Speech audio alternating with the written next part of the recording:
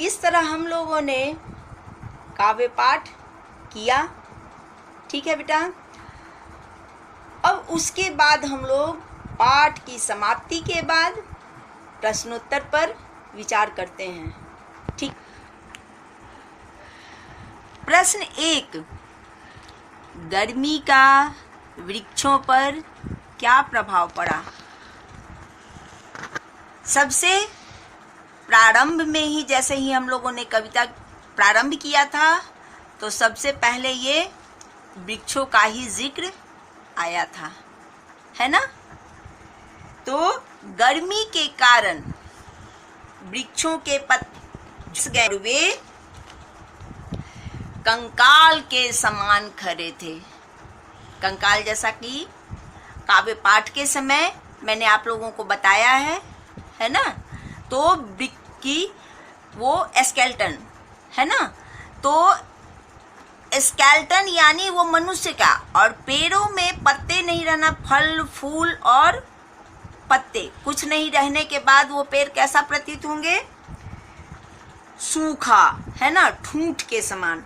तो वही है कि वे कंकाल के समान खड़े थे। ऐसा प्रतीत होता है मानो वे अकाल के अवतार हों, है ना। चलिए, अब उसके बाद ये प्रश्न संख्या 2, जूते फटे हुए जिनमें से झांक रही थी गांवों की आत्मा, है ना। ये ये तीसरे लास्ट के अनुच्छेद में आया था। ग्रामीण का वर्णन करते समय कवयित्री का ध्यान गया है और इसका वर्णन या कविता की इस पंक्ति का भाव स्पष्ट कीजिए। भाव स्पष्ट करना यानी अर्थ बताना, है ना। बेहतर होगा बेटा कि इसको आप लोग व्याख्या के रूप में लिखिएगा, और मैं ये यहाँ इसका जिक्र कर दे रही हूँ कि व्याख्या यानी भावार्थ, आशय, वो किस तरह से हम लिखते हैं। 2 अनुच्छेद के रूप में, पहला जो है वो परिचय और दूसरे में उसका व्याख्या, है ना। तो परिचय का अर्थ ही होता है, परिचय यानी उसके बारे में बताना, जिसको कि प्रसंग भी कहते हैं। तो प्रस्तुत पंक्तियां, कविता का नाम दोपहरी एकल उद्धरण चिन्ह में दीजिएगा। शीर्षक कविता से ली गई है। इसकी कवयित्री शकुंत माथुर है ना। जैसा कि एक प्रसंगवश ये बता दे रही हूँ बेटा कि ये शकुंत माथुर कवयित्री जो हैं ये गिरिजा कुमार माथुर की धर्मपत्नी है ना। तो ये प्रसंग में हम लिखेंगे कि प्रस्तुत पंक्तियां दोपहरी शीर्षक कविता से ली गई है। इसकी कवयित्री ये शकुंत माथुर हैं। ठीक है। अब उसके बाद ये व्याख्या यानी भावार्थ पे जो कि कह रहा है, भावार्थ और व्याख्या एक ही चीज होता है ना। तो ये उसमें क्या लिखेंगे? इन पंक्तियों में कवयित्री ने हमें गांव की स्थिति से अवगत कराया है। एक व्यक्ति जो इस प्रचंड गर्मी में भी फटे हुए जूते पहनकर और भारी गठरी पीठ पर लेकर जा रहा है, अर्थात वह व्यक्ति गांव की स्थिति को दिखा रहा है कि आज भी वह और उसका गांव कितना गरीब है, उनके पास धन का अभाव है ना। अर्थ स्पष्ट हो गया इसका। ठीक है। अब आइए ये तीसरा, गर्मी में बड़े घर के कुत्तों को प्राप्त सुविधाओं और आम आदमी की मजबूरी की तुलना कीजिए। बड़े घर के कुत्तों जो कि मैंने आज ही इस पाठ में आप लोगों को प्रारंभ जो किया था वह इसी से था, कुत्तों की स्थिति का, सुविधाओं, और उससे किसकी तुलना करना है? आम आदमी की मजबूरी, यानी जो सामान्य मनुष्य है उसकी मजबूरी का, यानी जो पीछे हम लोगों ने ग्रामीण के रूप में देखा, उसका तुलना करना है। मेरे समझ से भली भांति आप लोगों ने समझ गया होगा और मैं इस पे विचार कर रही हूँ। आप लोग ध्यान से सुनिएगा, कीजिएगा, ठीक है। गर्मी में बड़े घर के कुत्तों को बाथरूम में पानी की हल्की ठंडक में रखा जाता है, परंतु आम आदमी को मजबूरी के कारण कड़ी गर्मी में भी घर से बाहर कठिन परिश्रम करना पड़ता है। यानी वो उसकी मजबूरी होती है कि इतनी गर्मी में वो चैन से घर में भी नहीं रह सके, है ना। आया था ना, जिंदा रहने के कठिन जतन में, यानी अपनी मजबूरी के लिए उसे, आम आदमी को घर से बाहर निकलना पड़ता है और कठिन परिश्रम करना पड़ता है। अर्थात जानवर होकर भी उसे इतनी अच्छी जिंदगी मिलती है। जानवर यहाँ ये कुत्ते के बारे में है, घोड़े के बारे में नहीं। गरीब घर के, यानी गरीब घर के जो मनुष्य की जब वो स्थिति होती है, तो जानवर तो बेचारा अपने मालिक के साथ उस स्थिति में रहने के लिए मजबूर उसे भी रहना पड़ेगा। और अमीर घर के इंसान जो होते हैं, जिस परिस्थिति में रहते हैं, उनके यहाँ के पालतू जानवरों की भी स्थिति उसी अनुकूल और आदत वैसी हो जाती है ना।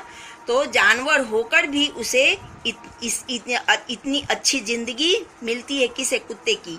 और आम आदमी जो मनुष्य है, वो अपनी इच्छाओं की पूर्ति करने में कठिन परिश्रम के बावजूद भी असमर्थ होता है, ठीक है।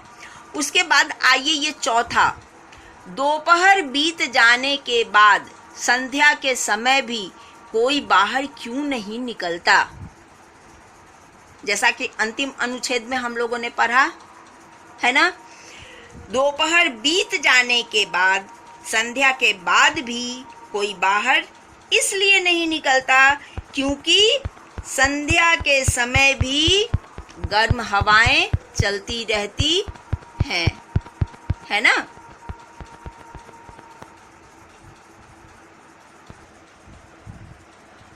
अब पांचवा ये जो है बेटा, उचित उत्तर पर सही का निशान लगाइए, यानी ये वैकल्पिक प्रश्नोत्तर के रूप में भी हम जानते हैं, ठीक है। तो ये ऊपर ये वाक्य दिया गया है और ये जो आपको वैकल्पिक प्रश्न क्वेश्चन के रूप में यहाँ दिया गया है और इसमें से आपको सही बताना है। क, वृक्ष कैसे लग रहे थे, कैसे लग रहे थे, कंकालों के समान। घोड़ा आगे कैसे बढ़ता था, अंगीठी के बल पर, अंगारों के बल पर, चाबुक के बल पर, सर्प के बल पर। क्या होगा सही उत्तर इसका, चाबुक के बल पर, ठीक है ना। सर्प सरीखी आया है ना। गो, संध्या की चहल पहल ने क्या ओढ़ा हुआ था, अंगारों की चादर, गहरे रंग की चादर या सूने रंग की चादर या गहरे सूने रंग की चादर। याद आया, गहरे सूने रंग की चादर। इस प्रकार हम लोगों ने वैकल्पिक प्रश्नोत्तर कर लिया। इस प्रकार हम लोगों ने ये 4, 1, 5, ठीक है, यहाँ तक का प्रश्न किया। आप लोग अब फेयर कॉपी में सुंदर से प्रश्नोत्तर को लिखिएगा। और जैसा कि पिछली कक्षा में भी हमने कहा था कि कविता को लिखने के लिए सुंदर ढंग से कविता और शब्द शब्दार्थ। एक चीज बेटा, ये चीज कह रही हूँ, बहुत कुछ लोगों ने ही ये लिखकर दिखाया है। इसमें एक आप लोगों को अपनी ओर से मैं जोर दे रही हूँ, कविता जो लिखिएगा वो आप अपनी स्मरण शक्ति से, क्योंकि आप लोग अच्छे ही नहीं बहुत अच्छे हैं और आप लोगों के दिमाग में बहुत अच्छी अच्छी बातें रहती है। तो इस चित्र को नहीं बेटा, इससे अलग आपको इस गर्मी दोपहरी से संबंधित कोई सुंदर सा चित्र आपके मानस पटल पे अंकित हो रहा होगा। तो ये कविता सुंदर से लिखिएगा और चित्र के रूप में इसका नकल नहीं करके आप अन्यत्र अपनी स्मरण शक्ति से कोई भी जो आपके दिमाग में सुंदर सुंदर रेखा चित्र उभर रहा होगा, हमें पता है आप लोग कर सकते हैं, है ना। तो उन चित्रों के माध्यम से इसको अपनी लिखी गई कविता को उसमें रंग भरकर और सुंदर ही नहीं अति सुंदर बनाने की कोशिश कीजिएगा। मैं देखती हूँ कि आप लोग इसमें कहाँ तक सक्षम रहते हैं। ठीक है बेटा, इन बातों को ध्यान में रखिएगा। और उसके बाद ये प्रश्नोत्तर है ना, अभी क्लास वर्क में जैसा कि ये आप लोग करके और तब मुझे फिर दिखाइएगा। चलिए, धन्यवाद बच्चों। सुप्रभात बच्चों। प्रातःकालीन कक्षा में आप लोगों का हार्दिक अभिनंदन। पिछली कक्षा में बेटा हम लोगों ने दोपहरी कविता का आरंभ किया था और आगे आगे तक पढ़े थे। सबसे बड़ी बात है बेटा, ये दिलचस्प बात कि ये कविता अभी ये मौसमानुकूल है, इसलिए इसको समझने में महसूस करने में मज़ा आ रहा है। तो हम लोगों ने देखा कि इस दोपहरी झुलसती हुई गर्मी का पेड़ों पे बेचारा वो घोड़े का, ग्रामीण का, पक्षियों का क्या प्रभाव पड़ा और क्या हुआ। ठीक है ना। अब ये आगे जो एक अनुच्छेद बचा हुआ है उस पे आज हम लोग विचार करेंगे, पढ़ेंगे, देखेंगे और समझेंगे। तो चलिए अब कविता का प्रारंभ करते हैं। यहाँ तक हम लोगों ने पिछली कक्षा में पढ़ा। अब यहाँ आगे ये बस इतना सारा बचा हुआ है ना, ये पक्षियों का वर्णन था। अब आगे ये ध्यान देने वाली बात है कि पहले ही मैं बता दे रही हूँ कि इन तीनों पंक्तियों में ये कवयित्री का ध्यान जो गया है वो बिल्कुल विपरीत दिशा में। ये आगे पढ़ाऊंगी फिर समझ में आ जाएगा, है ना। ध्यान दीजिएगा। बड़े घरों के श्वान पालतू बाथरूम में पानी की हल्की ठंडक में नैन मूंद कर लेट गए थे। समझ में आया। अब ये देखिए, अब तक जो था सो इस प्रचंड गर्मी में पेड़ों की, उसके बाद ये बेचारा लाचार घोड़े की और तब फिर ग्रामीण का, पक्षियों का। अचानक यहाँ से कविता एक करवट लिया है। बड़े घरों के श्वान पालतू, ध्यान देने वाली बात है। किसके? बड़े घरों के, यानी ये गरीबी के बाद, ये लाचारी के बाद इसी संसार में देखिए अब कवयित्री यहाँ से ये अमीर वर्ग के लोगों की ओर इशारा है। तो ये बड़े घरों के श्वान कहते हैं कुत्ता, ये संस्कृत का तत्सम शब्द है ना। श्वान का अर्थ होता है कुत्ता। श्वान कैसा? पालतू। तो बड़े घरों के जो कुत्ते हैं वो कहाँ हैं? बाथरूम में पानी की हल्की ठंडक में, यानी बाथरूम में उनका ये, जैसा कि पिक्चर में आप लोग देख रहे हो कि इनके आराम से कैसे हैं, नैन मूंद कर लेट गए थे। नैन का अर्थ होता है बेटा आँख, और ये खास करके नैन शब्द का प्रयोग जो है, ये देखिएगा कहीं भी कि ये प्रयोग जो होता है ये आराम, मतलब बिल्कुल निश्चिंत रूप में, जैसा कि एक ये मुहावरा भी, या लोग को जो भी कहिए, या ये सुने होंगे आप लोग भी कि आँख का अंधा नाम नयन सुख, यानी नयन का प्रयोग जो होता है ये सुखानुभूति। तो ये कुत्ता जो है वो कहाँ, बाथरूम में ठंड की ठंडक में आँख नैन मूंद कर, यानी आँख बंद करके, आँख कब बंद करके, यानी सुखानुभूति का अनुभव करते हैं। तो ये ध्यान देने वाली बात है कि जब ये कुत्ते महाशय की ये स्थिति है कि आराम से ठंडक में है, तो इस अमीर वर्ग के लोगों का, यानी एसी के अंदर सोच लीजिए कि इन लोगों के मालिक की क्या स्थिति है, कि यानी इस झुलसती गर्मी का उन पे बिल्कुल कोई असर नहीं है। समझ में आ गया कि ये ऊपर तक ये गरीबी और एक ही मौसम का, और ये जो दिख रहा है यहाँ कि ये अमीर वर्ग के लोगों की ओर, इन 3 पंक्तियों में बहुत ही गूढ़ तथ्य को समझाया गया है, बताया गया है। समझ में आई? अब उसके बाद पुनः कविता उसी दोपहरी में आ गया। दोपहरी में कहाँ, यानी ये निम्न वर्ग के, मध्यम वर्ग के लोगों की ओर फिर यहाँ से ये इशारा आ गया। कोई बाहर नहीं निकलता सांझ समय तक, थप्पड़ खाने गरम हवा के, संध्या की भी चहल पहल ओढ़े थी, गहरे सूने रंग की चादर, गर्मी के मौसम में।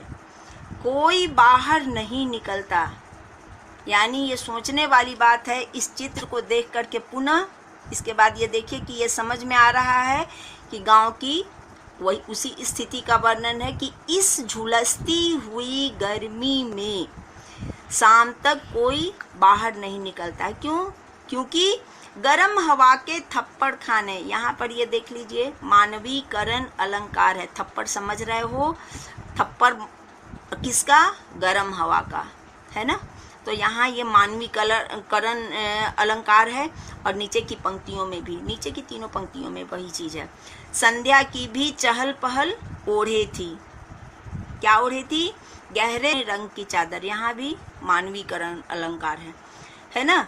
तो कोई बाहर क्यों नहीं निकल रहा है? क्योंकि गर्म हवा का थप्पड़, यानी थपेरा, वो जो महसूस किए होंगे कि अगर ये झुलसती हुई लू में अगर हम, गर्म हवा जिस समय चलती है उस समय अगर 1 सेकंड के लिए भी हम लोग बाहर निकलते हैं तो ऐसा लगता है कि वो गर्म हवा का थपेरा क्या कर रहा है, वो थप्पड़ मार रहा है। ठीक है। उसके बाद आगे देख लीजिए कि संध्या की भी चहल पहल ओढ़े थी। शाम के समय खासकर होता है कि जब फिर सूरज धीरे धीरे सूर्यास्त होने लगता है तो मौसम कुछ अनुकूल लगता है। लेकिन गर्मी के मौसम में क्या होता है कि संध्या की भी चहल पहल हो रही थी, क्या? गहरे सूने रंग की चादर। यहाँ पर ये ध्यान देने वाली बात है कि गहरे सूने रंग की चादर अर्थात भीड़ भाड़ कम होना, है ना। तो ये जो कह रहे हैं कि चहल पहल जो रहती है वो चहल पहल नहीं थी। गहरे सूने रंग की चादर कब? गर्मी के मौसम में, है ना। तो अब तक हम लोगों ने ये देखा बेटा कि अमीर वर्ग के लोगों का और गरीब वर्ग के लोगों पर एक ही मौसम का, एक ही प्रकृति का कैसा कैसा प्रभाव पड़ता है। यानी गरीब लोग जो होते हैं वो उसमें उस चीज को झेलने के लिए मजबूर होते हैं। लेकिन जो अमीर वर्ग के लोग हैं उन्हें इस चीज का बिल्कुल आभास नहीं होता है। परोक्ष रूप में ये चीज है कि ये संवेदनशील कविता जो है सो हम पाठकों को इस ओर इंगित किया है और इसे महसूस करने के लिए हमें ये प्रेरित कर रहा है कि इसका अनुभव हमें भी होना चाहिए। इस तरह हम लोगों ने आज इस कविता का समापन किया। ठीक है, तो बेटा जैसा कि हम लोगों ने देखा कि खास करके ये दो कैटेगरी यानी दो वर्ग के लोग इसमें सम्मिलित हैं। एक कौन, जिसका कि मनुष्य ही नहीं बल्कि जानवर भी प्रतीक रूप में आया है। एक तरफ वो घोड़ा है बेचारा और दूसरी ओर ये कुत्ता महाशय जी, है ना। तो ये घोड़ा जो है वो गरीबी और ये कुत्ता जो है ये अमीरी, है ना। तो इस तरह से दो वर्ग के बीच में ये कविता प्रारंभ हुई और उसके बाद इसका समापन हुआ है ना। तो हम लोगों को भी इसलिए, और इसमें एक चीज़ बहुत बड़ी चीज़ है बेटा ध्यान देने वाली बात, कि कर्म आदमी के बस में होता है। ठीक है ना, समय पर किसी का कोई बस नहीं होता।